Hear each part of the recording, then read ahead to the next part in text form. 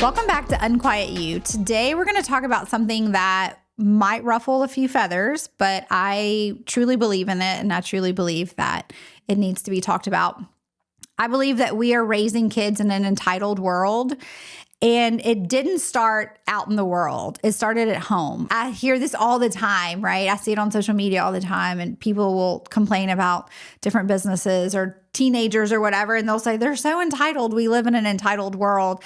But I think so many adults forget that they're raising those entitled children. They're the ones putting the entitlement out into the world. So before you think that I'm pointing fingers at you, because I'm not, I think this is kind of where we've become in society. But I want you to know that this comes from love. It comes from, I know for a fact I've done some of these things and I've had to check in. So I just think that it's an interesting topic to talk about.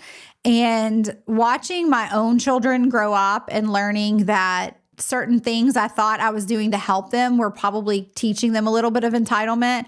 And also learning that there were a lot of things we chose not to do as parents because we didn't want our children to feel entitled. And they had to go through some hard times in high school and college and, learning that some of their friends did have this entitlement that they weren't allowed to have. And it was kind of tough in the beginning, but I think they would all thank us now for it. I think too, I coach a lot of clients who are trying to undo the mindset that they were brought up with, where a lot of it was kind of trained to be entitled, and they are learning that it's not serving them and they want to change. So I do believe that most parents genuinely want what's best for their kids. I think most of us parents want our kids to have more than we had, right? Like they want them to have a really happy, safe, successful childhood, and they want to give them things that they never had and like experiences and all of that stuff.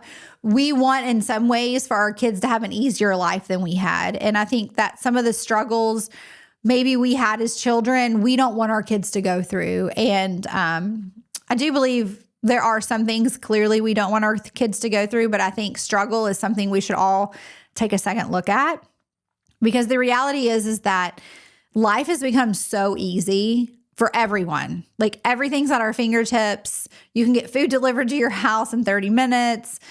I mean, everything is just so easy. And I think that as parents, we are unintentionally robbing our children of the emotional resilience to some of the things, because we want everything to be easy and quick, and they literally can just touch their iPads at school, their cell phones, whatever they want, and have whatever they want immediately at their fingertips. We go through as parents not wanting our kids to feel negative emotions. We don't want them to feel sad, disappointment, embarrassment, or uncomfortableness. A lot of this, I think, comes from childhood for parents, where we remember being super embarrassed about something, and we remember being really uncomfortable in situations, or sad and disappointed. And like, those are not fun emotions if we're going to be really honest. And so we want to protect our children and say, I'm going to do everything in my power for them not to feel that way, right? We make sure everything is like smoothed over for them so they don't have to feel different or uncomfortable. And we try to fix things way before the consequences come in play. So instead of a child having a consequence due to an action, we fix it for them so that they don't even have to experience it. We love to say things like, I hear these things a lot, you're better than them. Telling your child that they're better than someone else is so detrimental to their well-being going into this world, because this is something that personally happened in my life. Someone told my child in front of me, this is one of those times where I can actually tell you exactly where I was standing, exactly what I had on. I can tell you all of these things. And someone told my child that we were talking about a situation with someone we knew, and this person said to my child, well, you're better than them. And I remember saying, no, none of our kids are better than anyone else. And their response was, well, these kids are better than other kids. And I remember thinking, what a horrible thing to say to a child. Like, that is And on the way home, we had a very long conversation because I do not believe any human is better than another human. And I believe that when we as parents tell our children, you're better than X, Y, and Z, you are setting them up for a crazy, disastrous adulthood. You say things like, well, you can have whatever you want. I believe anyone can have whatever they want if they work for it. I believe parents nowadays give kids whatever they want to keep them happy. We want to keep that we want them to be our friends and we want them to always be happy. So we're going to give them everything that they want. I think a lot of times we hear this, especially in sports, where parents will say, well, you didn't make the team. That's bad. They made a really bad choice not picking you.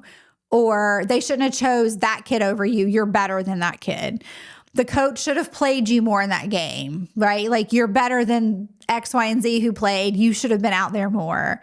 The teacher was unfair, or the teacher doesn't like you, or the teacher was wrong. I've heard so many parents say, let's blame fault on the teachers or the coaches, because heaven forbid it could not be my kid's fault, right?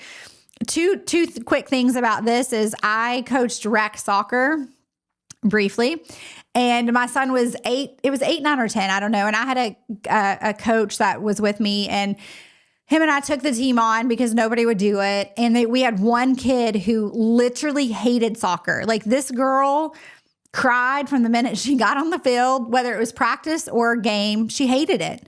But her mom was determined she was going to play soccer because her older sibling played. And, in rec, they pay for it. So you're supposed to play 50-50. So that we'd be playing the game and we'd be like, hey, you got to, it's your turn. Let's get up, I'm ready. And she'd be crying. And then you'd have to talk her through the cry. And then she would get out there and just stand. And so then we would end up pulling her off the field. And it was a cycle. And every single game at the end of it, her mom would come over and she would yell at us. And she would tell us how we don't play her kid enough and her kid's better than X, Y, and Z, whatever. And finally, I looked at the parent at the last game and I'm like, your kid hates this sport. Your kid does not want to be here. And you're blaming us because we're not putting your kid in. Your kid, listen to your child. This child did not want to play soccer. I believe that kid, I saw them on the soccer fields for 2 more seasons. And the kid ended up in band where she thrived the rest of her high school life. So, and another situation was a teacher. I had a teacher call me. One of my kids it was 7th or 8th grade, and the teacher was in tears. It was an older lady. And I thought, oh gosh, my son did something to her or something. And I said, what's going on? What's up? And she said, your kid won't listen to me. And I'm like, oh, okay. And she goes, I keep threatening him that I'm going to suspend him. He's going to get, out of school suspension for what he's doing. And he was very disrespectful. Nothing horrible, but I think it had just been kind of consistent. And I said, so why don't you just suspend him? And she was like, well, you'll get mad. And then, I'm really trying to just deal with it here. And I'm like, so you're making false threats, which my child knows you're making false threats. So my child keeps doing the same thing over and over because all the kids in class are laughing at him and he thinks it's funny. But yet you're I don't get this. And she said, anytime we suspend a kid, I have to deal with their parents. And I'm like, well, this is one parent who will praise you because you're actually following through with your word. And he ended up not getting suspended, but he did end up doing some after school work for her, and everyone got back on the same page and it was great. But that was one of the, there were multiple times throughout my child's life where all of my kids, where they would not turn in an assignment and the teacher would, reach out to me and say, why aren't they doing it? I'm like, give them a 0. And the teachers had so much fear because so many parents would attack them or say horrible things about them. And I'm like, no, if my kid doesn't do what you tell them, give them a 0. Getting a 0 is going to teach your child way more life skills than you constantly blaming the teacher for something that your kid did. So one of the things that I love to look at is that some of the parents I know who always talk about the entitled world that we live in or other people's kids are actually doing all of these things internally, and they're they can't see it, right? They don't think that their kids are going to be the ones. But what ends up happening is, I think later in life, this is where it really plays in, because they're unable to have emotionally mature relationships, whether it's getting their first job where the boss is going to give them, they're going to get critiqued. They don't understand how to handle being critiqued. They don't understand that not every boss is going to be really nice to them. When they go to college, not every professor is going to like them. They're not going to understand that it's not the world's job to cater to them, because their whole childhood, you've catered to them and you've made sure everyone else in their world catered to them. So I think that this happens so much in relationships when I see young couples get together. And listen, this goes into older, as we get older too, right? No one teaches our children how to be emotionally mature, how to understand that there are really hard emotions that you're going to have to deal with, but you teach them how to deal with those emotions, what to do with those emotions when they happen, and how to handle themselves, how to communicate. I think this is another thing, right? Like, we don't teach our children these days how to communicate. And so we always communicate for them. If there's an issue at school, we're the ones calling the principal. If there's an issue with the coach, we call the coach, right? Like, we fix everything and we do all the talking. I know someone who goes out and finds their kid a job. They'll go apply for these jobs for their kids. And it's mind-blowing to me that children don't even know how to fill out an application anymore. Like, they literally don't know how to do anything. And it's because we so badly want to protect them, but we're actually hurting them. And so I think that these kids grow up, and I think most of us as adults, we want to have really healthy relationships. We want to have loving partnerships. Like, we want to have a job with tons of respect that we can grow and build into and make a career out of. We want to have friendships that last, and we want to have connections in our life. I think that part of that is that we have to help build them, because we don't want them to shut down when things get hard. We don't want them to walk away. We want them to be able to grow through this and understand that hard emotions are actually okay. And we can all fix it. We can all move forward. And I think a lot of times as mom and dads, we just jump in. And so I think that if you see yourself jumping in, just ask yourself, do you want an emotionally mature child? Do you want a child who meets their partner that they want to fall in love with and can handle conflict and can handle communication? Do you want them to have a job where when their boss gives them constructive criticism, they take it and go get better? They don't blame their boss and go jump to another job. Like, these are the things that are happening because parents are trying so hard to protect their children. And the reason that I am bringing this up with this whole theme of love is because I do believe most parents do it out of love, but I want you to ask yourself, what kind of human do you want to build? Like, what kind of love do you want your child to fully understand and love about themselves? Because when we can teach our children that there are some things that are our fault. Like, there are some things that we need consequences to. And when we can teach them that choices come with consequences, emotions come with feelings and thoughts and like all the things we have to deal with, like, we're teaching them how to be emotionally mature so that when they're an adult, they already have all this figured out. They can actually communicate with another human, and they can actually say what they truly want and listen to other humans when they talk back to them. I ask you to look in the mirror and ask yourself, do you want a child who can communicate and fully understand what other people are saying? If so, teach them how to communicate now.